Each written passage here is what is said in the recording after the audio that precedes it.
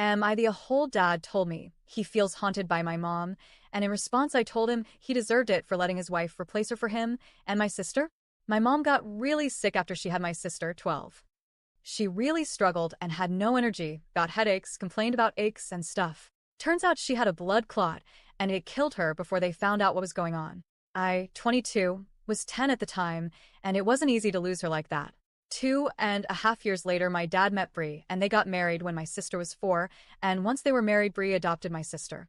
Before Bree moved in, we had photos of mom at home, and dad would talk about her to my sister and to me, and he made it a priority for us to spend time with mom's side of the family.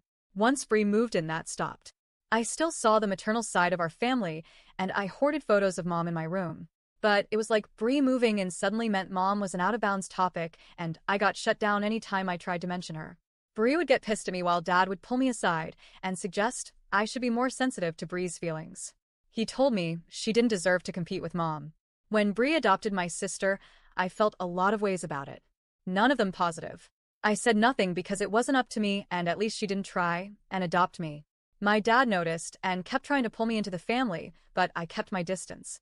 I tried to stay close to my sister, but she'd get upset that I clearly disliked Bree and would get confused about us being siblings, but I didn't call Bree mom like she did, and when I tried to explain it, Bree yelled at me and took my sister away. Dad always let her. He told me not to shatter my sister's chance to have a normal family. He told me she deserved a mom, and not just other people's memories of one. I moved out when I was 17 because I graduated early, and I went to stay with some family members for a while. I kept in touch with my sister where I could, but I was completely in C with Bree and very LC with my dad. Right now I'm spending the summer with my grandparents. Dad wanted to know if he could bring my sister over to see us, since she hasn't been around our grandparents in almost 7 years, and she hasn't seen me in years either. They asked me, and I was good with that. I wanted to see my sister and could tolerate Dad as a result.